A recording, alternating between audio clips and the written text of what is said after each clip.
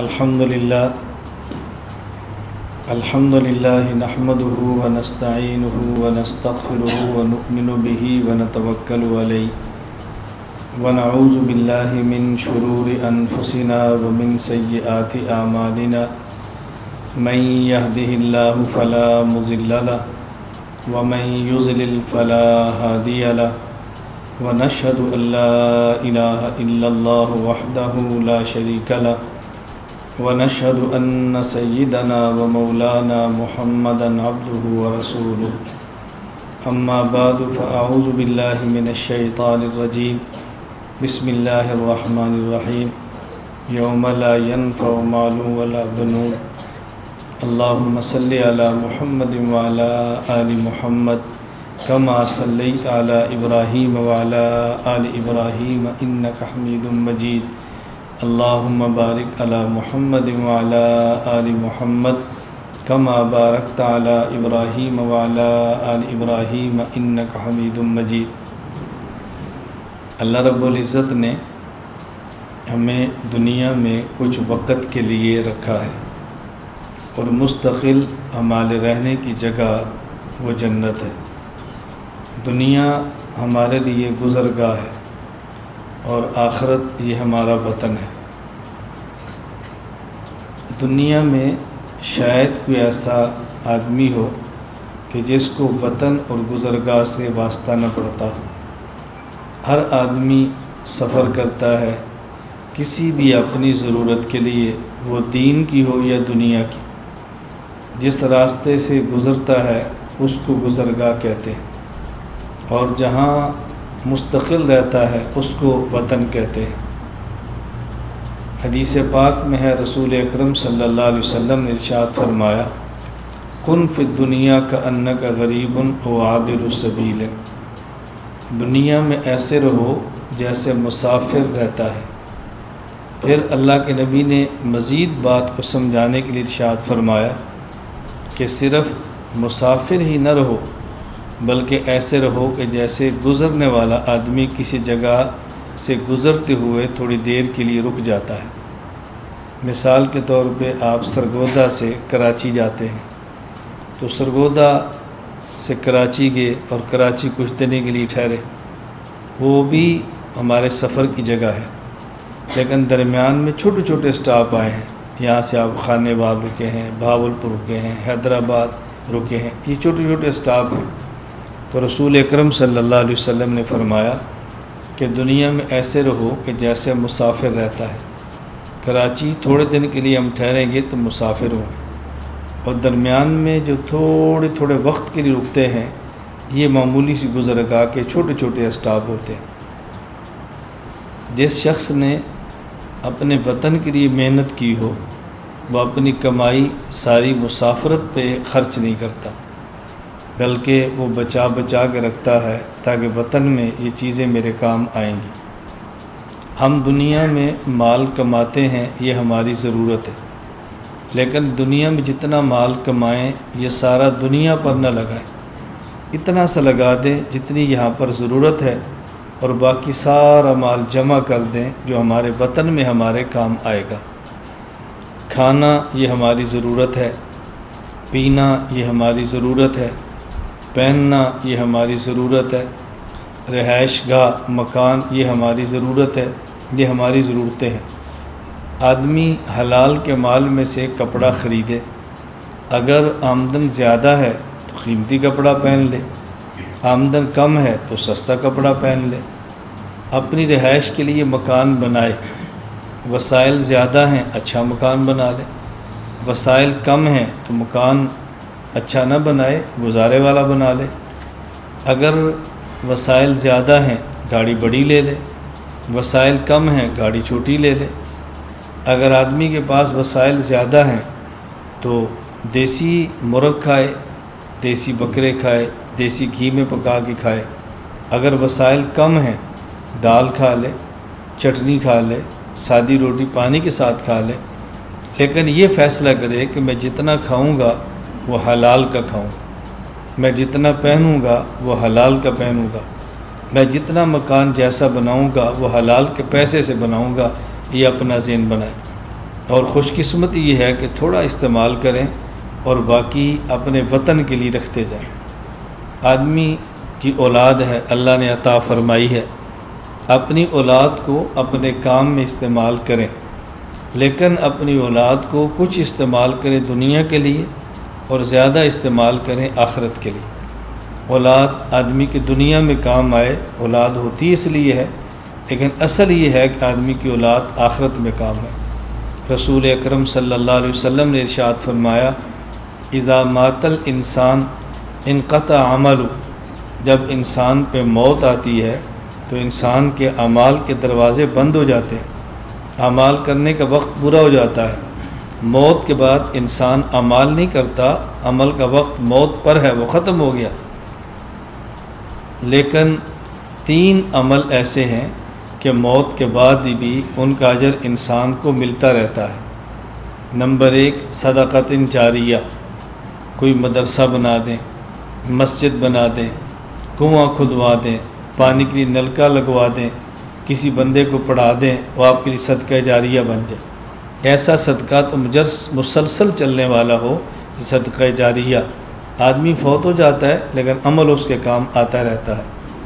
Number 2 ओ वलदिन सालिहिन यदऊला, नेक औलाद छोड़ के जाए और वो अपने माँ बाप के लिए दुआएं करती रहे। नेक औलाद छोड़ के जाए जो मौत के बाद भी वालिदैन के काम आए। नंबर 3 ओ इल्म युन्तफ़अ बिही, आदमी के पास इल्म था और उस इल्म को सीने में लेकर मर नहीं गया, बल्कि अपना इल्म दूसरों तक मुंतकिल करके गया है, इल्म अपना फैला कर गया है, इल्म अपना सिखा और पढ़ा के गया है। ये दुनिया छोड़ जाएगा और इसके इल्म को जो इसने फैलाया उससे जो नफ़ा होगा उसका अजर इस शख्स को भी मिलेगा कि जिसने इल्म दुनिया को दिया है। तो दुनिया में हम मुसाफिर हैं, और मुसाफिर ही नहीं बल्कि ऐसे राह गुज़र की तरह अपना वक्त गुजारें। हमारे शेख हज़रत हकीम अख्तर साहब नव्वरल्लाहु मरक़दहू इरशाद फरमाया करते थे कि आदमी अगर सफ़र में हो और भूख लगे, खाना खाने को दिल करता है लेकिन खाना नहायत कमज़ोर और नाक़िस मिलता है, अपने दिल को भी और अपने बच्चों को भी समझाता है कि यहाँ सूखी रोटी पकौड़े के साथ खा लो, और जैसा ये दूध पत्ती नहीं पानी पत्ती है, ये पानी है और इसमें पत्ती है और थोड़ा सा दूध है, ये जैसी कैसी चाय है पी लो ताकि गला साफ़ हो जाए। बाकी इंशाअल्लाह बिरयानी और दूध पत्ती ये हम अपने घर जाकर खाएंगे और पिएंगे। औलाद को भी इत्मीनान होता है, बंदे को भी इत्मीनान होता है। तो हज़रत फरमाते हैं कि ये दुनिया हमारे लिए गुज़रगाह है और हम राह गुज़र हैं। और एक ये बात बहुत अहमियत से समझाते हैं, अगर कोई इंसान हो और उसका निकाह हो जाए और बीवी उसकी खूबसूरत ना हो तो अपने दिल को समझाए कि ये मेरा वतन नहीं है, ये मेरी गुज़रगाह है। अगर खूबसूरत नहीं भी तो मैं इसके साथ गुजारा करूं, इसके साथ ऐसे वक्त गुजारूं कि मुझे ये गुनाहों से बचा ले। बाकी जब वतन में जाऊंगा तो अल्लाह रब्बुल इज़्ज़त कई खूबसूरत बीवियाँ हूरें अता फरमाएंगे और इन सब को मलका बनाकर अल्लाह मेरी खिदमत में पेश कर देंगे। इसलिए गुजारा करना सीखो। और आदमी जब ये बात ज़हन को समझा लेता है तो इस बुनियाद पर फिर लड़ाइयाँ और झगड़े नहीं होते। और आप यकीन फरमाओ, ये बात मैं कसम उठा कर भी कहूँ तो तब भी हानिस नहीं हूँ, अगर कोई मर्द अपनी निगाहों की हिफाजत करे और नामहरम औरत को न देखे तो उसकी बदसूरत से बदसूरत बीवी भी उसको हूर से ज़्यादा अच्छी लगती है। और अगर नामहरम औरतों को देखने का मिजाज बन जाए तो खूबसूरत से खूबसूरत बीवी के साथ भी गुजारा नहीं होता, वहाँ भी नौबत लड़ाई झगड़े और तलाक़ तक पहुँचती है। इसी तरह अगर कोई औरत नामहरम मर्दों को न देखे तो काले से काला मर्द भी उसको जन्नत का मर्द नज़र आता है। और जब गैरों को देखने का मिजाज बन जाए तो फिर खूबसूरत मर्दों को छोड़कर भी कभी नौकरों से ताल्लुक़ जोड़े जाते हैं और कभी मज़दूरों से ताल्लुक़ जोड़े जाते हैं और कभी कहीं जगह से गिलाज़त और गंद को खाया जाता है। अल्लाह हम सब को निगाहों की हिफाजत करने की तौफ़ीक अता फ़रमाए।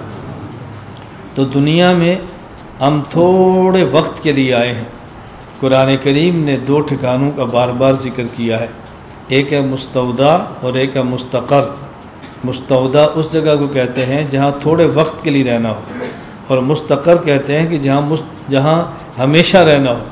तो हमारे हमेशा रहने की जगह और वतन और अल्लाह ने जन्नत बनाई है।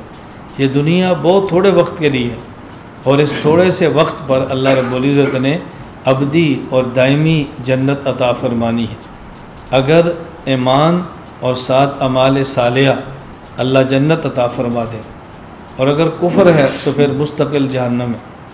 हकीमुल उम्मत मुजद्दिदुल मिल्लत मौलाना अशरफ अली थानवी नव्वरल्लाहु मरक़दहु इरशाद फरमाते कि एक आदमी के ज़हन में सवाल आता है, अगर किसी शख्स ने 70 साल की ज़िंदगी कुफ्र पे गुजारी है तो उसको अबदी जहन्नम क्यों मिलेगी? चाहिए कि उसको 70 साल तक के लिए जहन्नम मिले कि वो 70 साल तक काफिर रहा है। और अगर किसी शख्स ने 70 साल ईमान की ज़िंदगी गुजारी है उसको अबदी और दायमी जन्नत क्यों मिलती है? उसको चाहिए कि जन्नत भी 70 साल के लिए मिले। तो 70 साल के कुफ्र पर दायमी और अबदी जहन्नम और 70 साल के ईमान पर अबदी और दायमी जन्नत, ये क्यों है? बज़ाहिर ये अक़ल के ख़िलाफ़ है, अदल के ख़िलाफ़ है। लेकिन हज़रत थानवी रहमतुल्लाह फरमाते इसका ताल्लुक़ इंसान के इखलास और इंसान की नीयत के साथ है। जो 70 साल ईमान पर रह के मरता है उसकी नीयत होती है कि अल्लाह मुझे 70 अरब साल भी ज़िंदगी देगा तो मैं ईमान पर रहूँगा, मुश्किलात को देख कर मैं ईमान को छोड़ूंगा नहीं। और जो आदमी 70 साल कुफ्र पर रह के मरता है उसकी नीयत होती है कि मैं 70 अरब साल तक भी ज़िंदा रहा तो कुफ्र पर रहूँगा। तो इसकी नीयत हमेशा ईमान पर रहने की थी, इसलिए अल्लाह हमेशा वाली जन्नत इसको अता फरमा देते। और उसकी नीयत हमेशा कुफ्र पर रहने की थी, अल्लाह इसको हमेशा रहने वाली फिर जहन्नम में जगह अता फरमा देते। जन्नत अबदी है और जहन्नम भी अबदी है। दो लफ्ज़ नशीन फरमा लें, एक है अज़ली और एक है अबदी। अज़ली उसे कहते हैं जो हमेशा से हो, और अबदी उसे कहते हैं जो हमेशा रहे। जन्नत अबदी नहीं है, जन्नत अज़ली नहीं है कि हमेशा से हो। हाँ, अलबत्ता अबदी ज़रूर है कि जहन्नम हमेशा रहेगी।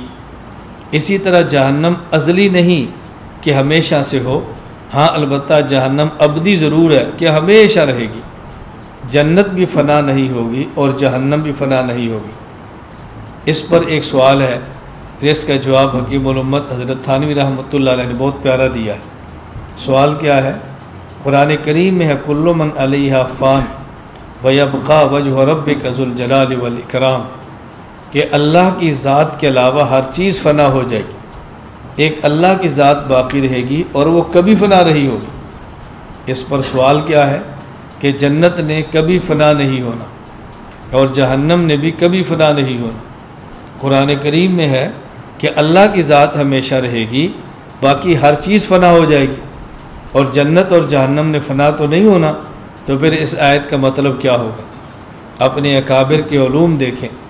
मैं जो बात तरगीब देता हूँ ना, अपने अकाबिर और अपने असलाफ बुज़ुर्गान उलमा देवबंद की कदर करें। ये रोना मैं ऐसे नहीं रोता, अपने अकाबिर के उलूम देखें। हकीमुल उम्मत हज़रत थानवी रहमतुल्लाह अलैह ने कुरान करीम की तफसीर बयानुल कुरान में इसका जवाब दिया है। हज़रत मौलाना अशरफ अली थानवी रहमतुल्लाह फरमाते हैं, एक होता है फ़नाए इम्कानी, एक होता है फ़नाए अमली। फ़नाए अमली का माना होता है कि ये चीज़ हकीकतन ख़त्म हो जाएगी और फ़ना हो जाएगी बस।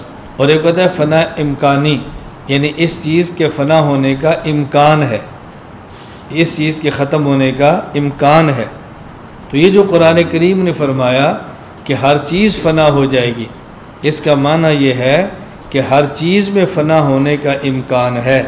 दुनिया में कोई चीज़ ऐसी नहीं कि जिसका बाकी रहना यकीनी हो और उसके ख़त्म होने का कोई इम्कान ना हो।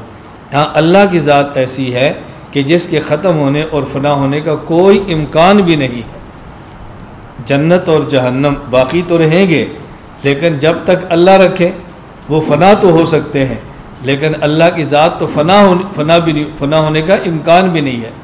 तो कुल्लु मन अलैहा फ़ान का माना ये है कि हर वो चीज़ जो फ़ना होगी या फ़ना हो सकती है, लेकिन अल्लाह की ज़ात ऐसी है कि ना उसने फ़ना होना है और ना ही फ़ना हो सकते हैं, ना ही फ़ना होने का इम्कान है। तो जन्नत भी अबदी है और जहन्नम भी अबदी है। तो हम दुनिया में थोड़े से वक्त के लिए आए हैं, ये मुस्तकिल हमारे रहने की जगह नहीं है। और जब ये बात बंदे के ज़हन में उतर जाती है और बंदे के ज़हन में बैठ जाती है कि दुनिया रहने की जगह नहीं है, असल रहने की जगह मौत के बाद हमारा वतन आखिरत है, वो हमेशा रहने की जगह है। तो फिर आदमी के लिए अपने वतन आखिरत के लिए सदका करना ये मुश्किल नहीं होता, मुशक्क़त बर्दाश्त करना ये मुश्किल नहीं होता, तकलीफ़ बर्दाश्त करना आदमी के लिए बहुत आसान हो जाता है जब जहन में ये बैठ जाए कि हमने दुनिया में हमेशा नहीं रहना, बल्कि हमारे हमेशा रहने की जगह वो जन्नत है। अल्लाह हम सब को ये बात समझने की तौफीक अता फ़रमाए और अल्लाह ताला हमें इसका इस्तेहज़ार अता फ़रमा दे। एक आदमी अपने घर से बाहर जाता है और उसमें सफ़र करते वक्त तकलीफ़ होती है, उसको बुखार भी है, जिस्म के किसी हिस्से पर फोड़ा भी है और रास्ते में जम भी लगते हैं। उसके पास इतना पैसा भी नहीं कि किसी ऐसी गाड़ी में बैठ सके, आरामदेह सफ़र कर सके, लेकिन इसके बावजूद भी वो घर आता है और आने के लिए बेताब होता है। कोई बंदा उसे कह दे कि तुम न जाओ, तुम्हारी सेहत साथ नहीं देती, वो कहते यार 4-5 घंटे का सफ़र है, मैं मुशक्क़त बर्दाश्त कर लूँ, घर जाएंगे ना तो सारी थकावट उतर जाएगी, यहाँ मेरा कौन ख्याल करेगा, घर वाले ख्याल करेंगे। अब देखो मुशक्क़त का सफ़र भी बर्दाश्त करता है लेकिन वो सफ़र को छोड़ता नहीं। जब हमारे ज़हन में आ जाएगा कि वतन आखिरत हमारी जन्नत है और ये दरमियान में थोड़ी जगह है, सफ़र है, इसमें मुशक्क़त हो, इसमें राहत हो, इसमें तकलीफ़ हो या आराम हो, हर हाल में हमने सफ़र को तय करना है और आखिरत की हमने फ़िक्र करनी है। ये ज़हन बन जाए, अल्लाह की कसम फिर तहज्जुद में उठना भी आसान है, फिर शराक पढ़ना भी आसान है, फिर नमाज़ पढ़नी भी आसान है, फिर सदका देना भी आसान है, और किसी आदमी की गाली सुनकर जवाब न देना ये भी आसान है, ताना सुन के बर्दाश्त करना ये भी आसान है, क्योंकि हमें पता है कि हम यहाँ थोड़े वक्त के लिए आए ना, मुस्तकिल तो यहाँ रहना नहीं है। आप बताएं, अगर आप सफ़र कर रहे हों, आप अपनी गाड़ी पर बैठे हो और आपके साथ कोई दूसरी गाड़ी वाला हो और वो गाड़ी वाला पढ़ा लिखा ना हो, मिजाज का भी सख्त हो और रास्ते में थोड़ा सा किसी वजह से टकराव हो जाए तो समझदार आदमी से कभी लड़ता नहीं है। वो कहता है छोड़ यार, वक्त ज़ाया होगा, किस काम में लगे, दफ़ा करो, अपने काम को चलो। वो वक्त नहीं ज़ाया करता। और जो बेवकूफ़ आदमी होगा वही लड़ना शुरू करेगा, वही झगड़ा शुरू करेगा, अपने सफ़र को तबाह कर बैठेगा। तो समझदार आदमी रास्ते में फड्डे नहीं डालता, टकराव इख्तियार नहीं करता, अपने वक्त को तबाह और ज़ाया नहीं करता, बल्कि अपने मंजिल की तरफ ही चलने की कोशिश करता है। तो दुनिया में अल्लाह ताला ने हमें थोड़े वक्त के लिए भेजा है और मुस्तकिल हमारे रहने की जगह वो जन्नत है। अल्लाह रब्बुल इज़्ज़त ने हमें ये बात समझाई है। देखो, इस दिन का ज़िक्र करो, इस दिन को याद करो और उस दिन का ख्याल करो। यौम ला यनफ़उ मालुन वला बनून, जिस दिन ना तुम्हारा माल काम आएगा और ना ही तुम्हारी औलाद काम आएगी। बस वही माल काम आएगा जो उस दिन के लिए होगा और वही औलाद काम आएगी जो उस दिन के लिए होगी। इसका मतलब ये नहीं है कि माल ने काम नहीं आना, औलाद ने काम नहीं आना। माल अल्लाह के लिए दे दिया तो वो काम आएगा, अल्लाह के लिए नहीं दिया तो वो काम नहीं आएगा। इसका माना ये है कि वो माल जो आपने उस दिन के लिए महफूज रखा उसने तो काम आना है, लेकिन जो उस दिन के लिए महफूज नहीं रखा वो दुनिया के लिए रखा है। इस माल ने क़यामत के दिन तुम्हारे काम नहीं आना। कुरान करीम में है, मा इंदकुम यनफद व मा इंदल्लाहि बाक़, जो कुछ तुम्हारे पास है जिसने फ़ना हो जाना है और जो अल्लाह के पास है उसने बाकी रहना है। इसका एक माना क्या है, हमारे पास आँख है, इस आँख ने फ़ना होना है, लेकिन इससे जो अमल होगा उस अमल ने फ़ना नहीं होना। हमारा जो कान है ये ख़त्म हो जाएगा, लेकिन इस कान से जो हमने सुना है ये सुनने का अमल कभी ख़त्म नहीं होगा। हमारे पास ज़बान है, इस ज़बान ने फ़ना हो जाना है, लेकिन इस ज़बान से जो अमल निकले हैं वो अमल कभी फ़ना नहीं होगा। हमारे पास हाथ हैं, ये फ़ना हो जाएंगे, लेकिन इन हाथों से जो अमल निकलेगा वो अमल कभी फ़ना नहीं होगा। मा इंदकुम यनफद व मा इंदल्लाहि बाक़। अल्लाह रब्बुल इज़्ज़त हमें ये बात समझने की तौफ़ीक़ अता फ़रमाए। अल्लाह ने हमें ये बात समझाई है, यौम ला यनफ़उ मालुन वला बनून, उस दिन का ख्याल करो जिस दिन ये माल जिसके लिए तड़पते हो, ये औलाद जिसके लिए हलाल और हराम का भी ख्याल नहीं करते, ये काम नहीं आएगा। क़यामत के दिन काम आएगा तो क्या, इल्ला मन अतल्लाह बिक़ल्बिन सलीम, अगर तुम ऐसे दिल के साथ आए जो क़ल्ब सलीम है तो ये क़ल्ब सलीम तुम्हारे काम आ जाएगा। क़ल्ब सलीम कौन सा दिल होता है? ये वो दिल होता है कि जो गुनाह नहीं करता, ये वो दिल होता है जो गुनाहों की वजह से आलूद नहीं होता। ऐसा दिल क़यामत के दिन काम आएगा। रसूल अकरम सल्लल्लाहु अलैहि वसल्लम ने कैसी मिसालें दे दे के अल्लाह के नबी ने बात समझाई है कि देखो असल इंसान का दिल है, अपने दिल को बनाओ, अपने दिल को बनाओ, अपने दिल को बनाओ। अल्लाह के नबी बार बार ये बात समझा रहे हैं। एक हदीस पाक में आपने इरशाद फरमाया, अला इन्न फिल जसद मुज़ग़ा, देखो तुम्हारे जिस्म के अंदर एक टुकड़ा है, इज़ा सलह सलहल जसद कुल्लु, अगर वो ठीक हो गया तुम्हारा पूरा बदन ठीक हो जाएगा। वैज़ा फसदा फसदल जसद कुल्लु, और अगर वो तबाह हो गया तुम्हारा पूरा बदन तबाह हो जाएगा। अला वही अल क़ल्ब, वो दिल है, वो दिल है, वो दिल है। अपने दिल का ख्याल करो। दिल बनता भी है, दिल बिगड़ता भी है। नेक अमाल से दिल बन जाता है और गुनाहों से दिल बिगड़ जाता है। इंसान एक गुनाह करता है, दिल पे स्याह नुक्ता, फिर दूसरा गुनाह, फिर स्याह नुक्ता, फिर तीसरा गुनाह, फिर स्याह नुक्ता। ये तौबा न करे तो फिर दिल इतना जंग आलूद हो जाता है कि आदमी को तौबा की तौफीक ख़त्म हो जाती है और फिर इंसान नेक अमल करना चाहता है तो दिल करता ही नहीं है, तबीयत माइल ही नहीं होती। दिल ऐसे मुनक़बिज़ और बंद हो जाता है कि नेकी की तरफ आदमी चलना चाहे तो चलने को भी बिल्कुल आदमी की तबीयत ये मादा नहीं होती। यह मुसलसल गुनाहों की नौसत होती है। और अगर इस दिल को ठीक करना चाहे तो रसूल अकरम सल्लल्लाहु अलैहि वसल्लम ने इरशाद फरमाया, अल्लाह के नबी मिसालें दे दे के समझा रहे हैं। हज़ूर पाक ने फरमाया, देखो दुनिया में किसी चीज़ को जंग लग जाए तो रेगमार से जंग को उतार दिया जाता है। इन्न लिकुल्लि शैइन सक़ाला व इन्न सक़ालतल क़ल्ब ज़िक्रुल्लाह। और ये बात ज़हन में रख लो, दिल अगर जंग आलूद हो जाए और इसके जंग को उतारना चाहो तो दिल का रेगमार वो अल्लाह का ज़िक्र है। अल्लाह का ज़िक्र करोगे तो हमारा दिल साफ़ हो जाएगा, दिल चमक जाएगा, चमकता आईना बन जाएगा, तो फिर गुनाहों से बचना आसान होगा और अमल करना, नेक अमाल करने बहुत आसान हो जाएंगे। अल्लाह हम सब के दिल को चमकदार बना दे, अल्लाह हमारे दिल को साफ़ और शफाफ फरमा दे। बस ये तसलसल के साथ जो अमल है ये इंसान के दिल को बना देता है। दिल तबाह होता है, ये याद रखना, चार चीज़ों से दिल तबाह होता है। सबसे ज़्यादा दिल तबाह होता है आदमी की आँख की वजह से। क्यों? जिस चीज़ को आँख देखती है उसकी तस्वीर दिल में जाती है। बस जिस चीज़ को आँख देखती है उसका दिल में उतरता है, बस वही दिल की फसाद का ज़रिया बनता है और वही दिल की सलाह का ज़रिया बनता है।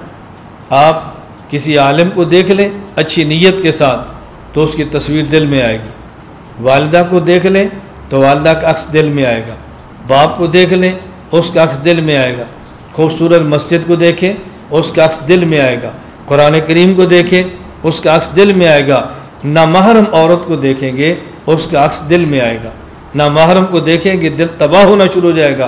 तो दिल की तबाही और दिल की सलाह का एक ज़रिया वो इंसान की आँख है। आँख और अल्लाह रब्बुल इज़्ज़त ने कुरान करीम में कितना प्यारा लफ्ज़ इस्तेमाल फरमाया। अल्लाह रब्बुल इज़्ज़त फरमाते हैं, कुल लिल मुमिनीन यग़ुज़्ज़ू मिन अब्सारिहिम, या मेरे पैगम्बर ईमान वालों से कह दो कि अपनी आँखें नीचे रखा करें, अपनी आँखें झुका के रखा करें। क्या ऐसी बेहतरीन ताबीर इरशाद फरमाई है। अल्लाह की कसम, आदमी अल्फाज कुरानी पर गौर करे तो दिल मचलता है। खुदा ने कैसी बात फरमाई। ये कुरान करीम में भी है, अहादीस में भी है, लेकिन हर जगह पे ये नहीं है ना महरम को मत देखो, लड़की को न देखो, फलां को न देखो, ना ना। लफ्ज़ कितना फरमाया, कुल लिल मुमिनीन यग़ुज़्ज़ू मिन अब्सारिहिम, मेरे पैगम्बर को कहो कि अपनी आँखें नीची कर लिया करें। बस अगर ये फरमाते फ़लाँ को न देखो, फ़लाँ को न देखो, वो तो तब होगा जब आदमी आँख ऊपर करेगा तो फिर किसी को देखेगा, और आँख ऊपर करेगा तो फिर देखेगा। ना फरमाया आँख ही नीचे रखो ताकि तुम्हारे लिए बचना बहुत आसान हो जाए। आदमी निगाह ऊपर करके चले और फिर एक को देखे और एक को न देखे, ये बड़ा मुश्किल है ना। और जब निगाह ही नीचे कर ले तो फिर कितना आसान है, कितना आसान है चलना।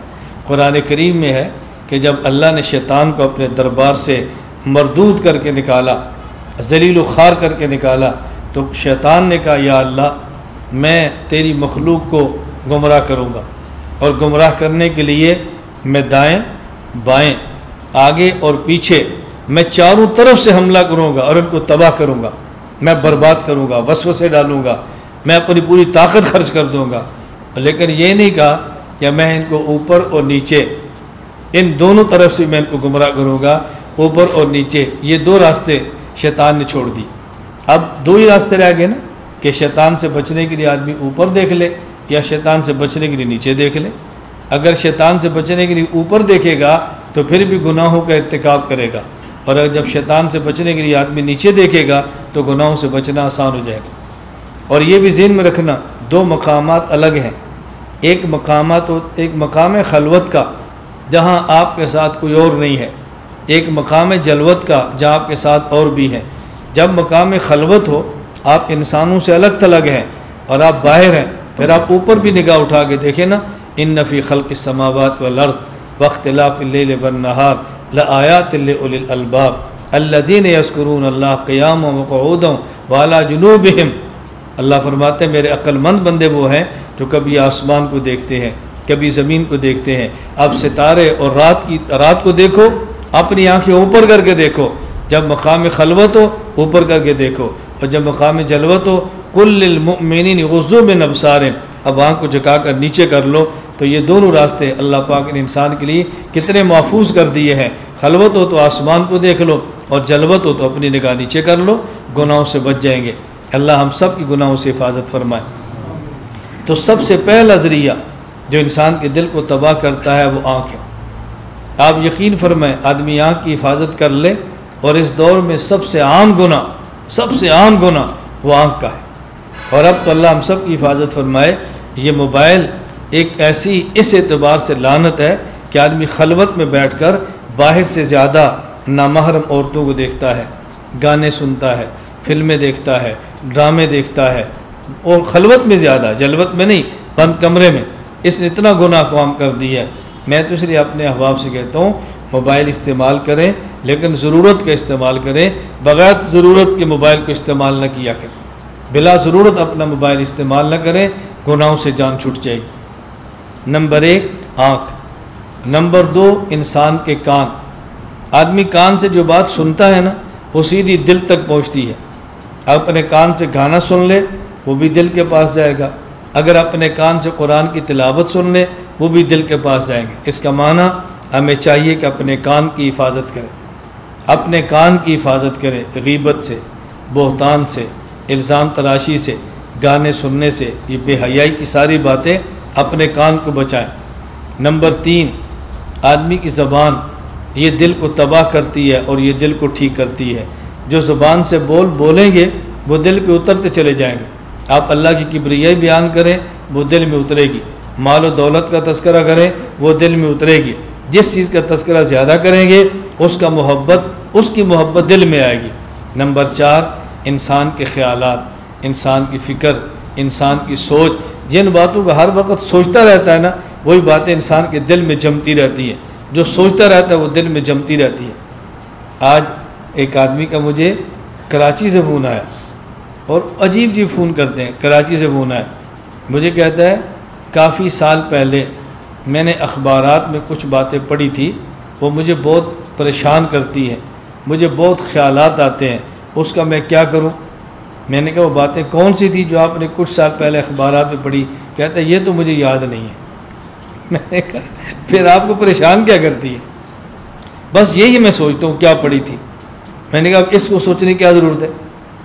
कुछ साल पहले अखबारात में बातें पढ़ी थी, मुझे बहुत परेशान करती हैं, वो बातें कौन सी हैं ये तो मुझे पता नहीं। मैंने कहा फिर परेशानी क्या है?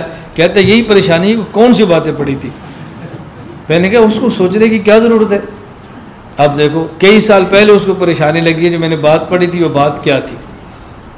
अब बात में ज़हन में आ गई तो फिर मज़ीद परेशान कर देगी, है ना, अजीब बेवकूफ़ों वाली बात है। और आप यकीन फरमाएँ, मैं बार बार आपकी खिदमत में अर्ज़ करता हूँ, एक अपना मिजाज और मामूल बना लें।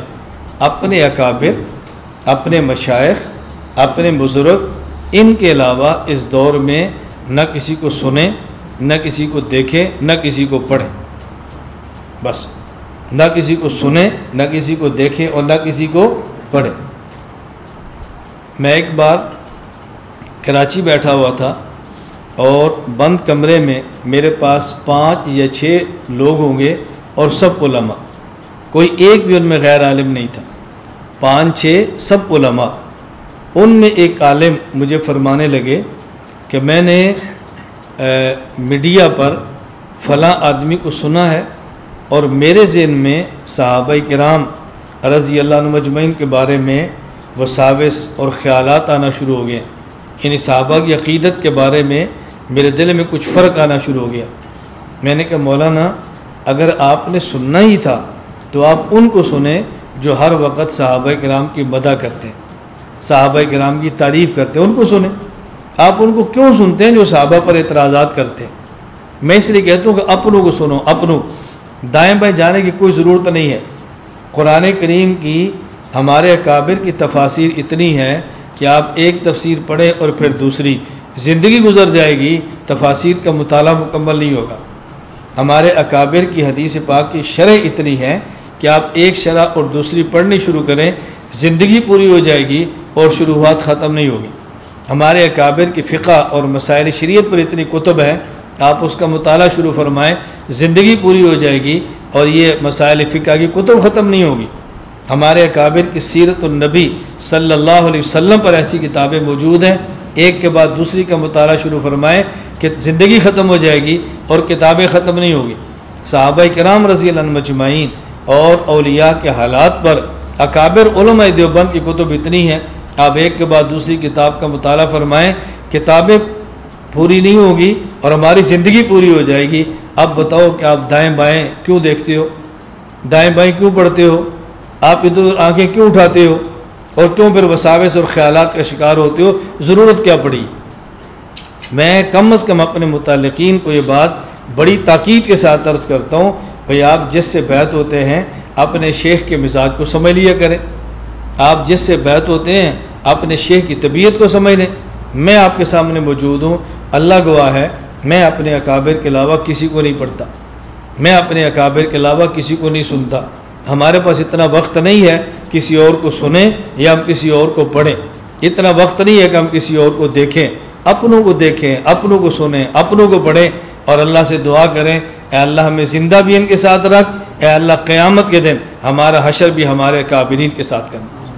हाँ, अगर कोई शक है, कोई कचपक है, कोई परेशानी है कि पता नहीं हम गलत है, पता नहीं ठीक है, तो शक मक को ख़त्म करो, यकीन और पक के ऊपर आओ, फिर इंशाअल्लाह ज़िंदा रहने और ज़िंदगी गुजारने का मज़ा आएगा। अल्लाह हम सब को ये तौफ़ीक़ अता फ़रमाए, अल्लाह हम सब को ये बात समझने की तौफ़ीक़ अता फ़रमाए। तो मैं अर्ज़ कर रहा था कि हमने क़यामत की तरफ जा रहे हैं और मौत की तरफ जा रहे हैं। हमने ऐसे दिन में जाना है जहाँ महफूज दिल इंसान को बचा सकता है अल्लाह के गज़ब से, अल्लाह के गुस्से से, अल्लाह की नाराज़गी से, अल्लाह के अज़ाब से और जहन्नम की आग से बचा सकता है। कुरान करीम का वादा है क़ल्ब सलीम, और क़ल्ब सलीम वो होता है कि जो गुनाहों से महफूज हो, गुनाहों से पाक हो। और ये दिल ख़राब होता है जब ज़बान का गलत इस्तेमाल हो, आँख का गलत इस्तेमाल हो, कान का गलत इस्तेमाल हो और उसके साथ सोच का गलत इस्तेमाल हो। और जब इन 4 चीज़ों का इस्तेमाल ठीक होता है तो बंदे का दिल महफूज हो जाता है। इन 4 चीज़ों का अहतमाम करें और अपने दिल को साफ़ करने के लिए अल्लाह के ज़िक्र का अहतमाम करें। जो 1 महीने के बाद आप हज़रात यहाँ खानक़ाह में तशरीफ़ लाते हैं, इसका मकसद तो याद दहानी होती है, इसका मकसद तो तज़किरा होता है, इसका मकसद तो समझना और सीखना होता है। असल ये होता है कि एक रात खानक़ाह में गुजारें और अल्लाह अल्लाह करने का मिजाज बनाएं और बाकी पूरा महीना फिर ज़िक्र करते रहें, तिलावत करते रहें, अकाबिर को पढ़ते रहें। और एक वक्त आता है जब आदमी माहौल से दूर होता है तो दिल में घुटाहट शुरू होती है, फिर महीना पूरा हो गया फिर आ जाए, फिर अपनी बैटरी को चार्ज करें और उसके बाद फिर काम शुरू कर दें। जब बैटरी थोड़ी सी लो होती है तो फिर आ जाए, फिर अपनी बैटरी को चार्ज करें, फिर शुरू कर दें। ये आना और जाना इससे बेहतर होता है कुछ वक़्त खानक़ाह और शेख के पास रहना, और जब तक रहना ना हो तब तक आना जाना मुसलसल जारी रखें। अल्लाह इसकी बरकत से इंसान के दिल की इस्लाह फरमा देते हैं, माहौल की वजह से इंसान के दिल बदलता है। अल्लाह मेरी और आप सब की इस्लाह फरमा दें। अल्लाह हम सब को अपने नाम मुबारक की कसरत के साथ अल्लाह नाम मुबारक का ज़िक्र करने की तौफ़ीक़ अता फ़रमाए। अल्लाह जब किसी को मुंतखब फरमाते हैं, अल्लाह किसी से मोहब्बत फरमाते हैं तो अल्लाह उसको अपने नाम की तौफ़ीक़ भी अता फ़रमा देते हैं, और जब किसी से मोहब्बत नहीं होती, अल्लाह नाम की तौफ़ीक़ भी नहीं देते, तो अल्लाह हम सब को अपने नाम मुबारक लेने की तौफ़ीक़ अता फ़रमाए। बस अभी भी ज़िक्र फरमाएँ और कसरत के साथ ज़िक्र का अहतमाम किया करें, कसरत के साथ इसमें कमी बिल्कुल न करें। एक दिन का मामूल रह जाए तो दूसरे दिन पूरा कर लें, वो रह जाए तो तीसरे दिन फिर इकट्ठा कर लें। अगर कभी वज़ू ना हो, बगैर वज़ू को ज़िक्र कर दें। अगर मस्जिद में कुछ काम की वजह से जल्दी बाहर जाना पड़े तो चलते हुए ज़िक्र को कर लें, लेकिन नागा कभी ना करें, अपने मिजाज को ज़िक्र का आदी बनाएं। अल्लाह हम सबको कबूल फरमा दे। ला इलाहा इल्लल्लाह, ला इलाहा इल्लल्लाह, ला इलाहा इल्लल्लाह, मा लना रब्बुन सिवा। ला इलाहा